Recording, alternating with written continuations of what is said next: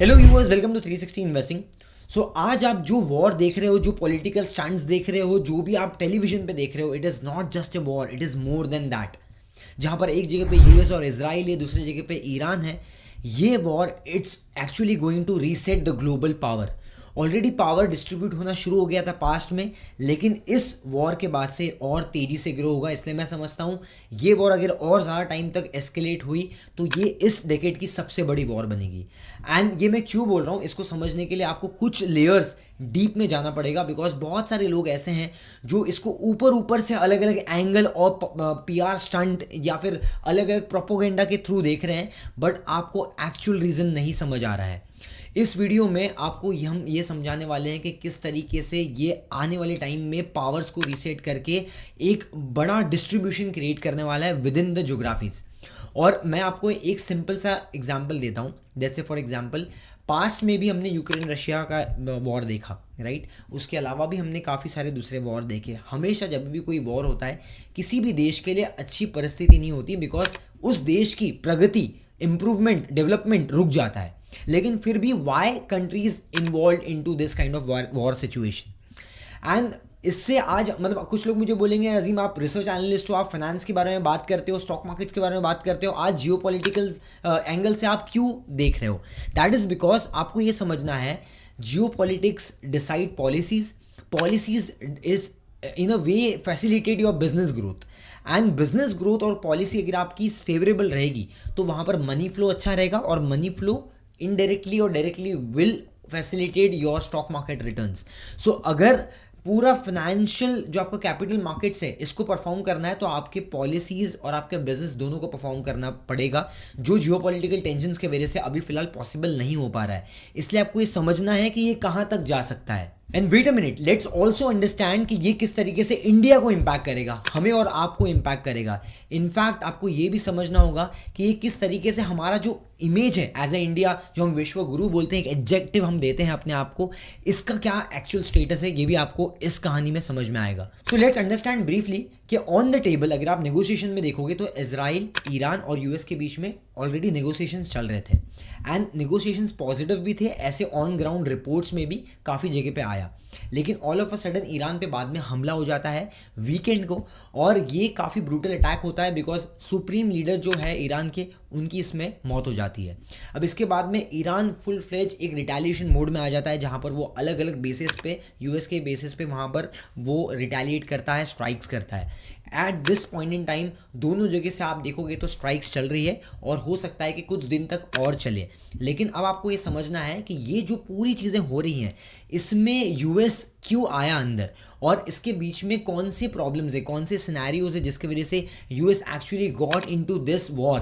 Because ये war actually अगर आप देखा जाए तो पहले इजराइल और ईरान के बीच में थी। अपार्ट फ्रॉम दैट आपको ये समझना है कि इसमें कुछ ऐसे लेयर्स हैं जो आम इंसान को नहीं समझ में आ रहे हैं। सो इसमें मैं आपको कुछ क्वेश्चंस को हाईलाइट करना चाहता हूँ, जिस क्वेश्चंस का आंसर हम इस वीडियो में समझने वाले हैं। तो पहला क्वेश्चन अगर हम लेते हैं तो आपने ये सुना होगा और आपने देखा भी होगा कि डोनाल्ड ट्रंप ने पहले एक ओपनली स्टेटमेंट दिया था कि they made a mistake getting into a war with Iraq, that is in the past 2003, right. So अब वहाँ पर से जब वो इलेक्ट होके भी आए थे, उससे पहले भी उन्होंने स्टेटमेंट दिया था, I am not here for Wars. मतलब वो वॉर को फैसिलिटेट करना नहीं चाहते थे, वो ट्रेड टैरिफ्स के थ्रू प्रेशर बनाना चाहते थे दूसरी कंट्रीज़ के ऊपर, और जो कि उन्होंने पास्ट में किया।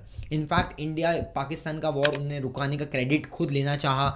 वो कहीं ना कहीं नेगोशिएट कर रहे थे यूक्रेन रशिया के बीच में भी, and also other stuffs what he have done, but वो कहीं भी वॉर सिचुएशन वाली चीज़ों में एंटर करना नहीं चाहते थे। ये उनके खुद के स्टेटमेंट्स थे, बट एक्चुअली अभी फिलहाल अगर आप ग्राउंड रियलिटी में देखोगे तो सोचने वाली बात ये है, जो कुछ टाइम पहले तक उनका स्टेटमेंट था all of a sudden change कैसे हो गया, and what actually brought him into this particular war. अब दूसरा क्वेश्चन जो काफ़ी ज़्यादा लिंक्ड है, that is what is actually happening with US debt burden, because US का डेट बर्डन काफ़ी बढ़ चुका है और वहाँ पर इन्फ्लेशंस भी बढ़ रहे हैं। सो इसलिए क्या क्या इसका इम्पैक्ट पड़ रहा है यूएस इकोनॉमी पे, और क्या इसका प्रेशर है डोनाल्ड ट्रंप पे।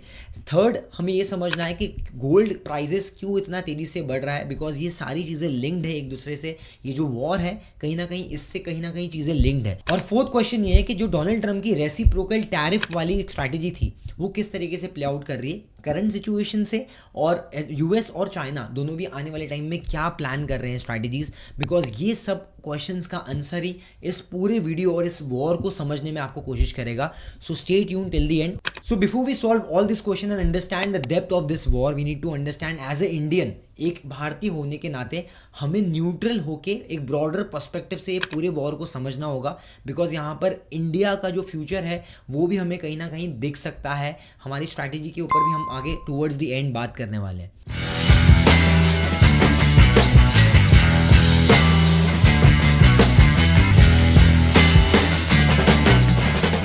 सो let's divide this particular war into two categories. Two अलग अलग पार्ट्स में इसको डिवाइड कर लेते हैं. Firstly political angle, second is your business angle. अब पॉलिटिकल फ्रंट में अगर आप देखोगे तो first is your nuclear power. US बहुत सालों से किसी भी कंट्री को, स्पेसिफिकली आपके गल्फ एरियाज में से किसी भी कंट्री को एनकरेज नहीं करना चाहता है एक न्यूक्लियर पावर बनने के लिए, supported with Israel obviously. But ये एक्चुअली इन्होंने कोरिया के ऊपर भी प्रेशर बनाया था पास्ट में. इनफैक्ट अगर आप देखोगे तो लीबिया के साथ में भी वैसे ही हुआ था. Also if you can remember 2002 में 2003 में बैक देन वहाँ पर यूएस ने ही एक फेक प्रोपोगेंडा, एक फेक नैरेटिव स्प्रेड किया था बहुत तेज़ी से, जैसे जिसको हम बोल रहे थे कि वेपन्स ऑफ मास डिस्ट्रक्शंस. तो उस टाइम पे it was reported that Saddam Hussain is having weapons of mass destructions जो उनके अगेंस्ट में वो यूज़ कर सकते हैं एंड उनके देश को उससे खतरा है, और उनको एज ए टेररिस्ट घोषित करके उसके ऊपर आपने डायरेक्टली अटैक करना शुरू कर दिया, जो बाद में खुद यूएस के ही रिपोर्टर्स ने, यूएस के ही सीआईए ने सेंट्रल एजेंसीज ने खुद इसको वॉइड कर दिया, इसको निगलेक्ट कर दिया कि ऐसे कोई भी वेपन्स ऑफ मास डिस्ट्रक्शंस उनको मिले नहीं है. इनफैक्ट अगर आप यहाँ पर देखोगे, लुक एट दिस, अल जजीरा ने अटैक के 3-4 दिन पहले के अगर आप देखोगे, reported that analyst are drawing direct parallel between Bush 2003 Iraq playbook and Trump 2026 Iran strike. मतलब यहाँ पर क्या बोल रहे हैं कि सिमिलर पैटर्न वहाँ पर दिख रहा है. They are exaggerating the nuclear threat exactly as the Bush administration did with smoking gun metaphor. But there is a key difference. In 2003, US intelligence was manipulated to align with this particular lie. And in 2026, intelligence assessment actually contradict Trump's claim. मतलब Trump claim कर रहा है कि Iran के पास में they are very close to that nuclear bomb. But यहाँ पर और वो अटैक करने वाले हैं, लेकिन जो सेंट्रल एजेंसीज है, जो उनके एजेंसीज है, वो जो मीडिया है, वो उस चीज़ को कॉन्ट्राडिक्ट कर रहा है. तो यहाँ पर विदाउट एनी कंफर्मेशन भी ईरान के ऊपर, जबकि नेगोशिएशंस में रहते हुए भी ईरान के ऊपर स्ट्राइक किया. तो मुझे लगता है कि ये पर्टिकुलर चीज़ जो यहाँ पर हुई विद इन द नेगोशिएशन, ये होनी नहीं चाहिए थी ईरान के साथ में. सो आपने देखा होगा वेनेजुएला में रिसेंट में क्या हुआ. वेनेजुएला में पॉलिटिकल स्टेबिलिटी थोड़ी सी वीक हो गई थी. यूएस अपने आर्म फोर्सेस को भेजती है वहाँ पर, साउंड वेव के थ्रू जो सिक्योरिटी है, वेनेजुएला के प्रेसिडेंट की जो सिक्योरिटी है उसको कोलैप्स कर देती है और प्रेसिडेंट को कैप्चर करके लेके आ जाती है. और ये बोलना इसलिए है बिकॉज वो ड्रग पेडलर थे, ट्रैफिकर थे, तो वहाँ पर लोगों को बहुत दिक्कत हो रही थी, इसलिए लोगों को थोड़ा सा आज़ाद कर दिया वहाँ पर. और आज की तारीख में वेनेजुएला के जो ऑयल है वहाँ पर दे आर प्लानिंग, मतलब यूएस इज़ प्लानिंग कि वहाँ पर कंपनी सेटअप करके ऑयल्स के थ्रू बिजनेस किया जाए. मतलब इन शॉर्ट ऑयल इनका मेन पर्पस था. तो ये पैटर्न आप हमेशा से सालों साल देखोगे, डेकेड्स आफ्टर डेकेड्स, जहाँ पर भी यूएस डायरेक्टली और इनडायरेक्टली वॉर के थ्रू या टैरिफ्स के थ्रू या बिजनेस के थ्रू इन्वॉल्व है, वहाँ पर हमेशा क्रूड है. और आज हमें इसलिए समझ में आता है कि किस तरीके से क्रूड और न्यूक्लियर पावर होना ज़रूरी है. बिकॉज पूरे ग्लोबली अगर आप देखोगे, जो कंट्रीज़ के पास में न्यूक्लियर पावर नहीं है उसको सप्रेस करना ईजी है. It's kind of a jungle Raj eight this point in time, जहाँ पर जो कमज़ोर है उसको शायद से सप्रेस किया जाएगा, मार दिया जाएगा. और यूएस आज की तारीख में जो चीज़ें कर रहा है, जिस तरीके से कर रहा है, वहाँ पर it is clearly dictating the terms के हम ग्लोबल लीडर हैं, हमारी जो मर्जी में आएगा हम वो करेंगे. बिकॉज आपका किसी भी कंट्री में राइट नहीं बनता है कि आप किसी कंट्री में प्रोटेस्ट करवाओ या फिर उसको सपोर्ट करो या फिर उनके पॉलिटिकल मैटर्स में इंटरफेयर करो, या तो किसी प्रेसिडेंट को उठा के लेके आ जाओ या किसी के ऊपर स्ट्राइक करो. ये सब चीज़ें आप आपको नहीं करना चाहिए बीइंग अ सुप्रीम या global leader, but unfortunately US ये कर रहा है। इसलिए आज हमें समझ में आता है कि we should be thankful for Indian government and also APJ Abdul Kalam and his entire team, जिसकी वजह से हम न्यूक्लियर पावर बन पाए, सो दैट आज हम स्ट्रांगली फर्मली दूसरे देशों के आगे खड़े हो सकते हैं। अब इस पॉलिटिकल एंगल में सेकंड चैप्टर जो इंटरेस्टिंगली ओपन अप होता है रिसेंट में, दैट इज एप्स्टीन फाइल्स, जहां पर पूरी दुनिया ने देखा एप्स्टीन फाइल्स में काफ़ी सारे ऐसे वीडियोस फोटोज लीकेज हुए हैं जहां पर छोटी बच्चियों को लेके जाके वहां पर उनको सेक्सुअली अब्यूज़ किया जाता था, उनके साथ में रेप किए जाते थे एंड कहीं पे मर्डर्स भी हुए हैं। इनफैक्ट ये सब के एविडेंसेस बाहर आए हैं, इसमें इंडियन बिजनेसमैन्स का, बाहर के बिजनेसमैन्स का, यूएस के काफ़ी सारे लोगों का नाम है, इनफैक्ट बिल गेट्स का भी नाम है, कुछ फोटोज़ भी आए हैं। इनफैक्ट डोनाल्ड ट्रंप के भी वीडियोज़ और फोटोज़ काफ़ी ज़्यादा बाहर लीक आउट हुए हैं। हो सकता है कि माइंड डाइवर्ट करने के लिए, ऑब्जेक्टिव डाइवर्ट करने के लिए ही actually fall into this place. हो सकता है कि उनको प्रेशर बनाया गया होगा इसराइल के थ्रू, ये भी हो सकता है, दैट्स अ पॉसिबिलिटी। बट यहाँ पर अगर आप देखोगे तो यही यूएस में अगर आप देख रहे हो तो डोनाल्ड ट्रंप ओपनली आके स्पीच देते हैं, बोलते हैं कि हम मदद कर रहे हैं ईरान में प्रोटेस्टर्स की, बिकॉज हमें वहाँ सत्ता पलट करना है, बिकॉज खमीनी जो है ही इज़ अ डिक्टेटर और वहाँ पर वो लोगों को फ्रीडम दिखाना चाहते हैं, वो देना चाहते हैं, ह्यूमन सेफ्टी की बात करना चाहते हैं वहाँ पर वो। सो जहाँ पर आपने बच्चों के साथ में सेफ्टी नहीं दिखाई और इतने ज़्यादा अलग अलग सवाल अब आपके ऊपर उठ रहे हैं और आप दूसरी कंट्री में सेफ्टी और वुमेन सेफ्टी और वहाँ पर फ्रीडम की बात कर रहे हो, सो ये बहुत ज़्यादा हिपोक्रेसी की बात हो रही है यहाँ पर। एंड दिस इज़ समथिंग जो मेरे दिमाग में तो मैं एक्सेप्ट नहीं कर रहा हूँ। एंड अगर आपके ऊपर आपका क्या व्यू पॉइंट है आप मुझे कमेंट्स में यहाँ पर बता सकते हो, but you can clearly see this कि ये किस तरीके से पूरा नैरेटिव शिफ्ट हो रहा है और बिल्ड हो रहा है। अब जो ईरान में प्रोटेस्ट हो रहे थे उसका मैं आपको एक नया एंगल देता हूँ। अगर आप ये देखोगे तो डोनाल्ड ट्रंप के जो फ्रेंड है that is your Elon Musk की कंपनी है स्टारलिंक, ये प्रोवाइड कर रही है सैटेलाइट और इंटरनेट सर्विसेज ईरान में। तो जिस टाइम पे ये चीज़ें हो रही थी वहाँ पर स्टारलिंक ने, इलन मस्क ने इंटरनेट फ्री कर दिया और सेम उसी टाइम पे डोनाल्ड ट्रंप ओपनली आके बोलते हैं कि help is on it's way, do not stop your protest, आप प्रोटेस्ट करते रहिए, फ्रीडम आपको ज़रूर मिलेगा। सो जो लोग आप जो फ्रीडम की वहाँ पर बात कर रहे हो, इन अ वे आप ये देख रहे हो कि दूसरी कंट्री में आपको इतना ज़्यादा इन्वॉल्वमेंट क्या है, उसमें आपका क्या फ़ायदा है। और अब आपको फ़ायदा क्लियरली यहाँ पर दिख रहा है जब ये पूरी चीज़ें एक वॉर के अंदर तब्दील हो चुकी है। तो सबसे पहले हम बिजनेस में ट्रेड की बात करते हैं। Now look at the China import and export. तो China being a net surplus exporter economy, आप यहाँ पर देखोगे एक्सपोर्ट क्या करते हैं, electrical machineries, industrial machineries, electrical vehicles and और प्लास्टिक्स एंड ऑल। अगर आप इंपोर्ट देखोगे तो इंटीग्रेटेड सर्किट्स, चिप्स वगैरह इंपोर्ट करते हैं, क्रूड ऑयल इंपोर्ट करते हैं, आयरन और अब ये क्रूड ऑयल 11% अप्रॉक्सीमेटली जो इनका टोटल इंपोर्ट का है, इसमें से जो ईरान जो एक्सपोर्ट करता है क्रूड, उसका 80% क्रूड पूरा का पूरा चाइना इंपोर्ट कर लेता है अपने पास में। तो चाइना मेजरली पूरा इंपोर्ट कर रहा है ऑयल ईरान से और उसको सस्ता भी पड़ता है, हमें भी सस्ता पड़ता था, इनफैक्ट रशिया से भी हमें सस्ता पड़ता था, लेकिन बिकॉज ऑफ अभी रिसेंट में जो भी हमारा एग्रीमेंट्स वगैरह हुए हैं डोनाल्ड ट्रंप के साथ में, उसके बाद में हमने बैन कर दिया है, मतलब अभी फ़िलहाल हमने डिले कर दिया है इस चीज़ को कि हम अभी फ़िलहाल रशिया से ऑयल, चीप ऑयल नहीं लेंगे। लेकिन यहाँ पर आप देख पा रहे हो कि चाइना किस तरीके से क्रूड ऑयल इंपोर्ट कर रहा है और हम मैं ईरान का भी एक स्टैट्स बताता हूँ। Now look eight Iran crude oil, petrochemical, steel, ये सब चीज़ें एक्सपोर्ट करता है, इंडस्ट्रियल मशीनरी वो इंपोर्ट कर रहा है, रॉ गोल्ड वगैरह वो इंपोर्ट कर रहा है, एंड राइस वगैरह जो इंडिया से भी जाती है। इट्स दैट्स द रीज़न अभी रिसेंट में एलटी फूड्स वगैरह कंपनी में काफ़ी करेक्शन आया, बिकॉज यहाँ से ही ईरान में ये सब चीज़ें जाती है।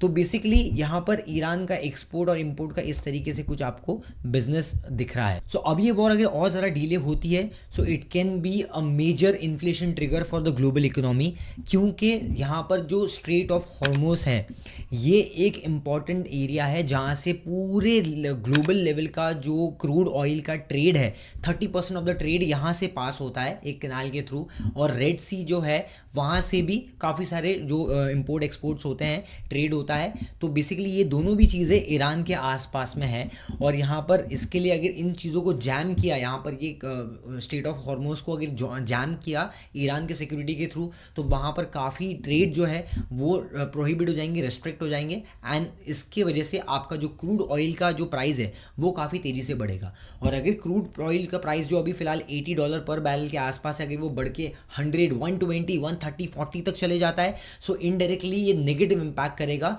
इंडियन मार्केट्स को भी, इंडियन इकोनॉमी को भी और यूएस इकोनॉमी को भी, बिकॉज वहाँ पर भी इन्फ्लेशन तेज़ी से बढ़ने की एक्सपेक्टेशन है। फिर apart from that crude oil के साथ साथ रेयर अर्थ मिनरल्स का भी काफ़ी ज़्यादा यूजेज आज की तारीख में बढ़ते जा रहा है, बिकॉज टेक्नोलॉजी में अगर आपको आगे जाना है, अगर आपको सेमीकंडक्टर्स वगैरह बनाने हैं, एआई बनाना है, डेटा सेंटर्स बिल्ड करने हैं, तो उसमें आपको चिप्स लगते हैं, और वो चिप्स के अंदर जो इंटीग्रेशन होता है, राइट, एक छोटे से चिप में अगर आप देखोगे 2 नैनोमीटर्स का या फिर 4 नैनोमीटर्स का जो एडवांस टेक्नोलॉजी में चिप्स होता है, जिसमें कंप्यूटिंग पावर बहुत ज़्यादा होती है, वो चिप्स को बनाने के लिए आपको काफ़ी ज़्यादा rare earth minerals, refined minerals की ज़रूरत है एंड टेक्नोलॉजी की ज़रूरत है।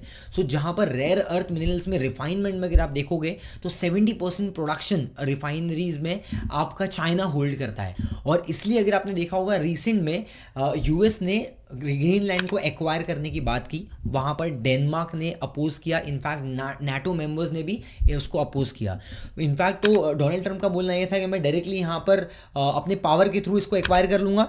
जब उन्होंने देखा कि नाटो नेशंस जो अलाइज है वो इनके अगेंस्ट में आ गए, तो वहाँ पर इन्होंने $700 बिलियन से $1 ट्रिलियन का डायरेक्टली ऑफर दिया है।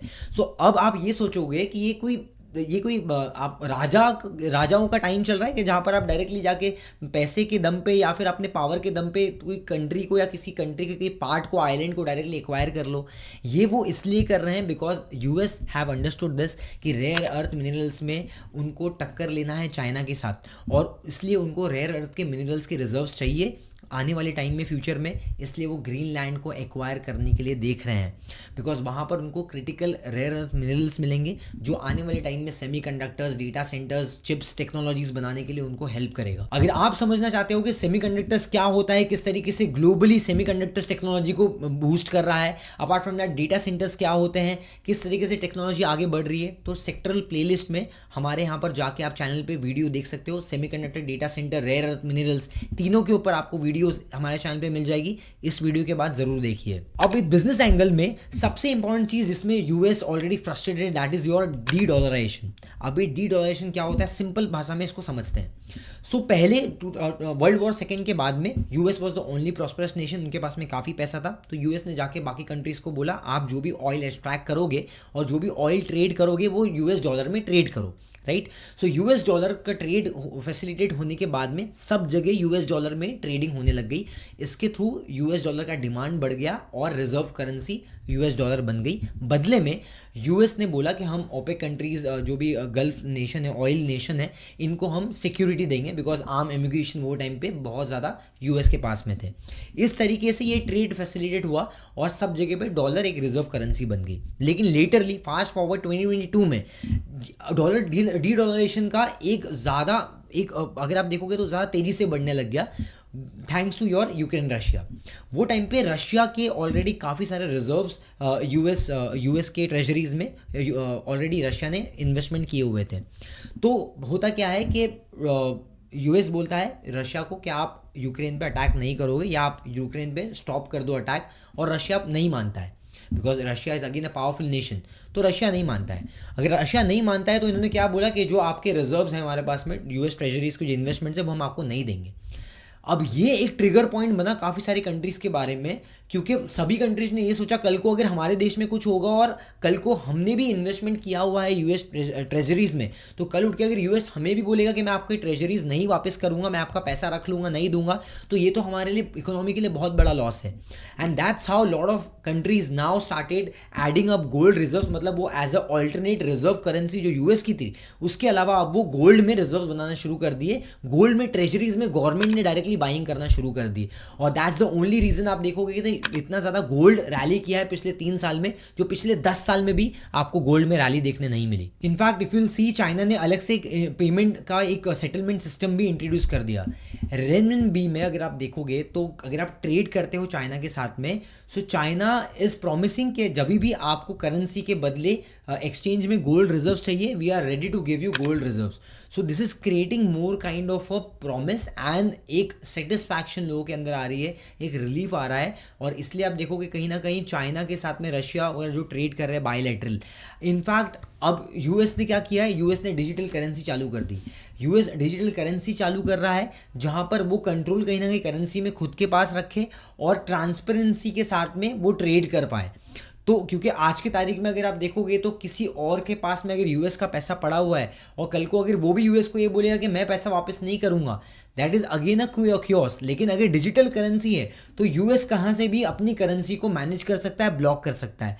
तो ये एक चीज़ यूएस चालू कर लिया है ऑलरेडी। एंड यहाँ पर चाइना ने भी अपने सेटलमेंट सिस्टम्स कर दिए because they want alternative other than US US dollar, because they don't consider US dollar as a global reserve currency. और चाइना यहाँ पर compete कर रहा है यूएस के साथ में।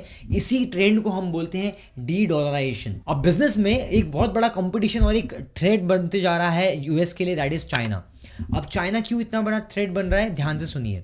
चाइना एक मेजर एक्सपोर्टर है, तो कहीं ना कहीं अगर आप देख रहे हो चाइना ज़्यादा एक्सपोर्ट कर रहा है यूएस को और कम इंपोर्ट कर रहा है, राइट। सेकेंडली अगर आप देखोगे तो चाइना का जो इकोनॉमीज ऑफ स्केल जो अचीव किया है, जो कॉस्ट रिडक्शन में ज़्यादा माल बना पाता है, प्रोड्यूस कर पाता है, वो यूएस नहीं पहुंच सकता। अभी उसको ये चीज़ पता है ऑलरेडी। थर्ड अगर आप देखोगे जहाँ पर टेक्नोलॉजी एडवांसमेंट और टेक्नोलॉजी एडवांटेज पहले यूएस के पास में था, अब कहीं कुछ हद तक चाइना उसको कवर कर चुका है। पास्ट में अगर आप देखोगे तो सेमीकंडक्टर के जो चिप्स होते हैं, जो हाई कंप्यूटिंग सॉल्यूशंस देते हैं, वो चाइना के पास में नहीं था। लेकिन अब वो वहाँ पर भी वो एडवांसमेंट करके चिप्स बनाना उन्होंने स्टार्ट कर दिया है। इनफैक्ट 6 नैनोमीटर 8 नैनोमीटर्स के चिप्स पे ऑलरेडी वो पहुँच चुके हैं। जो ASML टेक्नोलॉजी, एक ASML कंपनी है, that is your Dutch based company, right, European markets में वो करती है। वो कंपनी लिथोग्राफी मशीन है। वो मशीन आपके सेमीकंडक्टर को बनाने के लिए हेल्प होती है, राइट। तो बेसिकली वो टेक्नोलॉजी किसी के पास में नहीं है। अब अगर आप अभी रिसेंट में अगर आप देखोगे तो updates, you might know this, कि लिथोग्राफी के लाइट्स हैं वो ऑलरेडी चाइना बनाने में सक्सेसफुल हो गया है। अभी और टेक्नोलॉजी एडवांसमेंट होना बाकी है उसके अंदर, but China is improvising day by day, because ये पूरा सेमीकंडक्टर डेटा सेंटर्स और जो आपके एडवांस AI टेक्नोलॉजी बनाने के लिए, उसको रन करने के लिए you actually need rare earth minerals. वो रेयर अर्थ मिनरल्स का पूरा ग्लोबल लेवल पे जो प्रोडक्शन है वो 40-50% चाइना के अंडर कंट्रोल में है। और जो प्रोडक्शन का रिफाइनमेंट है वो टेक्नोलॉजी भी 80% तक चाइना के कंट्रोल में है। तो विदाउट रिफाइनमेंट तो यूएस भी मेजरली कुछ नहीं कर सकता है। इनफैक्ट एक और इंपॉर्टेंट चीज़ ये भी है कि टेक्नोलॉजी की बात हम करते हैं तो TSMC जो एक ताइवान बेस्ड कंपनी है, TSMC, ये बेसिकली मैन्युफैक्चरिंग कर रही है चिप्स की फॉर यूएस, बिकॉज उनको अगर आप यूएस में जाके वो चीज़ करोगे तो काफ़ी एक्सपेंसिव पड़ता है, राइट। और इसका ऐसा क्यों होता है ये भी मैं आपको लास्ट में बताऊंगा, बिकॉज वहाँ पास लिविंग कॉस्ट काफ़ी ज़्यादा हाई है, प्रोडक्शन कॉस्ट और मैन्युफैक्चरिंग कॉस्ट हाई है। तो बेसिकली यहाँ पर इन शॉर्ट आप ये समझ लो, इसके लिए आउटसोर्स कर रहे हैं TSMC को। सो यूएस ने भी रिस्ट्रिक्ट किया है कोई भी टेक्नोलॉजी चाइना के साथ में शेयर करने का। लेकिन फ्यूचर में आपको ये ध्यान देना है, आज जो यूएस खुद ईरान के साथ में कर रहा है या जो उसने वेनेजुला के साथ में किया, वो कल चाइना भी ताइवान के साथ में करेगा। He is just waiting for the right opportunity.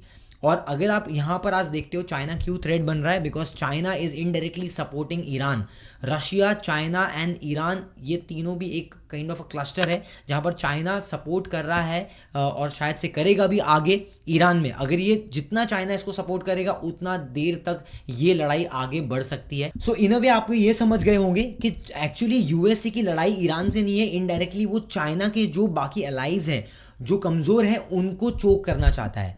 इसलिए उसने अभी फ़िलहाल इंडिया का यूएस के रशिया के साथ में लिंक भी ब्रेक किया और अब फिलहाल वो ईरान को इजराइल के साथ में मिलकर टारगेट कर रहा है। अब बिजनेस पॉइंट ऑफ व्यू से अगर आप फोर्थ इकोनॉमिक हर्डल देखोगे यूएसए के सामने है, that is your debt burden. अब डेट बर्डन क्या होता है, कुछ इंस्ट्रूमेंट जिसमें आप इन्वेस्टमेंट करते हो एज अ फिक्स FD या फिर बॉन्ड, उसके ऊपर आपको फिक्स इंटरेस्ट मिलता है। वैसे यूएस की करेंसीज बॉन्ड्स के अंदर अगर आप इन्वेस्ट करते हो तो वहाँ पर आपको यूएस फिक्स्ड रिटर्न्स फिक्स्ड आपको इंटरेस्ट देती है।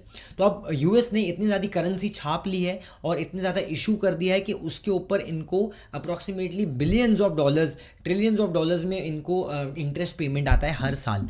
इनफैक्ट 35 ट्रिलियन डॉलर्स के अप्रॉक्सीमेटली इनका एक डेट बर्डन बन चुका है। अब ये डेट बढ़ते चले जा रहा है, इसके ऊपर बहुत ज़्यादा कॉस्ट लग रही है, इंटरेस्ट कॉस्ट लग रही है यूएस को, और इसलिए ये बबल बर्स्ट हो सकता है आने वाले टाइम में, ऐसे लोगों का एक्सपेक्टेशंस है।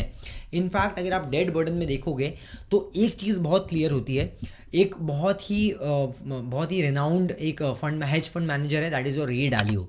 रे डालियो ने अपने बुक में बहुत ब्यूटीफुली एक्सप्लेन किया है चेंजिंग वर्ल्ड ऑर्डर। अब चेंजिंग वर्ल्ड ऑर्डर के मतलब क्या है कि अभी ग्लोबल लेवल में दो बड़े पावर्स में टग ऑफ वॉर चल रहा है और आने वाले टाइम में पावर शिफ्ट हो सकती है या तो डिवाइड हो सकती है।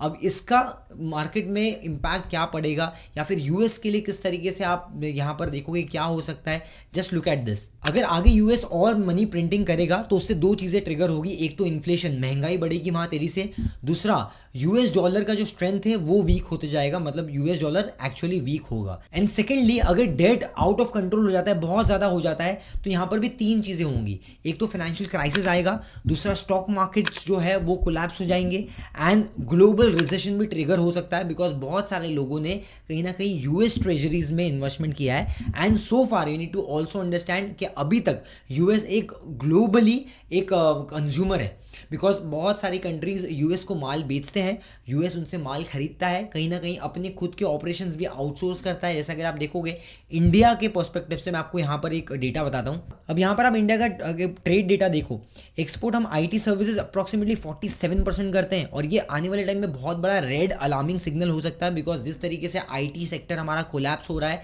इट इज़ एक्सपेक्टेड कि बहुत सारे जगह पे आने वाले टाइम में आईटी सर्विसेज में भी जॉब्स जाएंगे, क्योंकि हो सकता है कि कहीं ना कहीं जो डिपेंडेंसी है वो एआई के आने के बाद में कम हो जाए। तो लो एंड पे जो सर्विस ओरिएंटेड वर्क है वो कहीं ना कहीं एआई के थ्रू रेप्लिकेट हो जाएगा। उसका यहाँ पर सामने हम इंपोर्ट भी काफ़ी ज़्यादा कर रहे हैं, नेट हम एक इंपोर्टर कंट्री है जहाँ पर हम क्रूड ऑयल इंपोर्ट कर रहे हैं, इलेक्ट्रॉनिक्स इंपोर्ट कर रहे हैं, एंड दैट टू ऐसा हायर कॉस्ट, बिकॉज अब हमारे पास में ईरान या फिर रशिया नहीं है चीप ऑयल के लिए। तो basically gold, electronics, crude oil, ये ऐसी चीज़ें हैं जिसको हम काफ़ी हद तक रिस्ट्रिक्ट नहीं कर सकते। इसके लिए आपने देखा होगा रिसेंट में हमारे एक्सपोर्ट्स तो बढ़े हैं डिफेंस को ऑल टुगेदर, लेकिन imports to a certain extent हम कम नहीं कर पाए। इनफैक्ट मैन्युफैक्चरिंग में भी हम बहुत ज़्यादा स्केल नहीं कर पाए। We are still the same despite pouring lot of money into the system. अभी तक कोई मेजर इंप्रूवमेंट इंडिया में देखने नहीं मिली है। सो इसलिए आपने देखा होगा पास्ट में यूएस ने काफ़ी टेक्नोलॉजी के अंदर इन्वेस्टमेंट किया और काफ़ी सारा टेक्नोलॉजी एडवांसमेंट किया, लेकिन अब चाइना भी वो कर रहा है, बिकॉज डीप सीक, बहुत सारे लोगों का ऐसा है कि डीप सीक जो एआई आया है चाइना का, वो परफॉर्मेंस वाइज ज़्यादा बेटर करता है as compare to US AI. In fact अगर आप देखोगे एक चीज़ यहाँ पर ये भी हो रही है कि जो यूएस के पहले प्रोडक्शन वगैरह थे उसका आउटसोर्सिंग कहीं ना कहीं दूसरी कंट्रीज़ में किया जा रहा था, एंड ऑल्सो वहाँ पर उनको labour cost, skill labour and production cost, licence वगैरह आसानी से मिल जाता था, जो यूएस में कहीं ना कहीं मैनेज करना थोड़ा डिफिकल्ट है। एंड इसलिए developing economies were also developing because business equally opportunity wise distribute हो रहा था। लेकिन अब यूएस भी बिजनेस वापस, they want to get their business back to USA, which is not so simple, but this is what they are doing, मतलब they are, the intent is somewhat like that. और इसलिए आप देखोगे तो US ने tariff लगाने शुरू किए, बिकॉज इससे पहले क्या हो रहा था, अगर 1000 रुपये का माल यहाँ से एक्सपोर्ट हो रहा है इंडिया से यूएस में तो वहाँ पर उनको 0 टैरिफ्स लग रहे थे। लेकिन अगर 1000 रुपये का माल यूएस इंडिया में बेचता है तो हम उसके ऊपर 50% टैरिफ लगा रहे थे। तो बेसिकली वो चीज़ें 1500 रुपीज़ में यहाँ पर बिकती थी। इन शॉर्ट कहीं ना कहीं 15-20% भी था, कहीं पे 50-70-100% भी था। सो वेरल्स अब यूएस में डोनाल्ड ट्रम्प क्या बोलते हैं, लेट्स मेक इट फेयर, हम इसको हम भी बढ़ाएंगे अगर आप ज़्यादा टैरिफ्स लगा रहे हो, and that's how reciprocal tariff वाला जो भी आइडिया है वो यहाँ पर इंट्रोड्यूस हुआ। सो ये थे कुछ मेजर रीजंस जिसकी वजह से probably US might have entered in this particular war. We need to understand this. Now the question arises कि क्यों इतना ज़्यादा USA and China is going crazy, why they are running so ahead, because उनको समझ में आ गया है कि आने वाले टाइम में दुनिया कैसे चलेगी।